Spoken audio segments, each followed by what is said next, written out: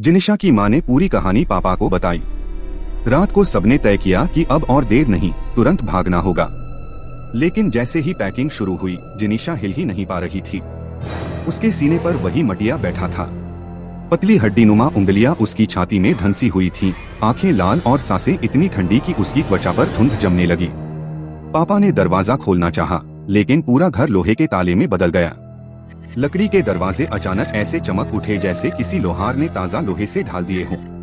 ताले पर छोटे छोटे हाथों के ताजा निशान थे, जैसे बच्चों ने खून से उन्हें सील किया हो।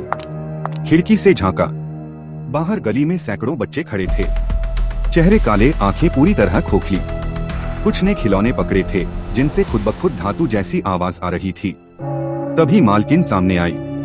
उसका चेहरा अब इंसानी नहीं था। बाल जमीन पर घिसट रहे थे, आंखें पूरी सफेद, जीभ लंबी और फटी हुई थी। वो बोली, कोई बच्चा यहाँ से नहीं जाएगा, चाहे तुम दोनों भाग सकते हो, पर ये बच्ची अब मेरी है।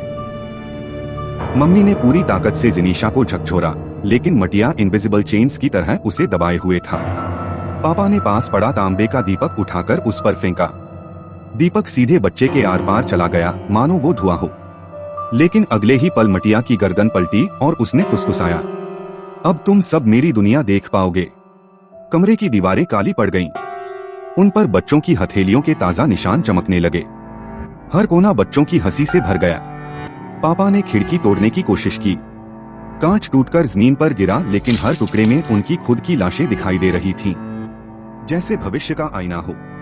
मम्मी घबराकर बोली, ये इल्यूशंस हैं, हमें ध्यान नहीं देना। तभी जिनिशा कांपते हुए रोई, मम्मा, इसके हाथ मेरे अंदर जा रहे हैं।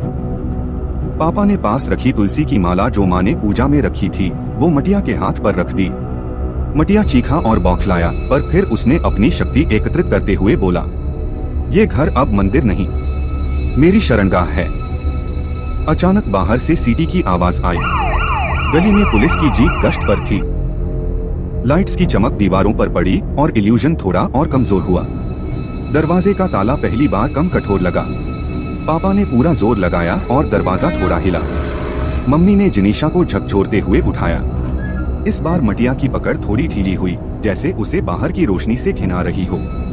मालकिन चीखी, बाहर जाने की गलती मत करना, बाहर मेरी सेना है। लेकिन उसी पल दरवाजा टूट गया और पुलिस की टॉर्च अंदर चमकी। मालकिन पीछे हट गई, पर उसका चेहरा इतना भयानक था कि पुलिस वाले भी पीछे हट गए। मम्मी पापा ने जैसे तैसे जिनिशा को उठाया और बाहर भागे।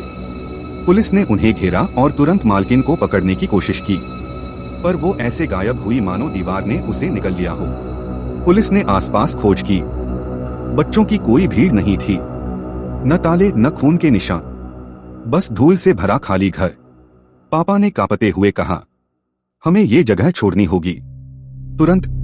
पुलिस ने सिर हिलाया, आप लोग सेफ हैं। लेकिन उसने घर की खिड़की की ओर इशारा किया और अगले ही पल सारी लाइट्स बुझ गईं। सड़क पर सिर्फ पुलिस की जीप की लाल नीली रोशनी बची थी। खिड़की पर सफेद चाक से लिखा था,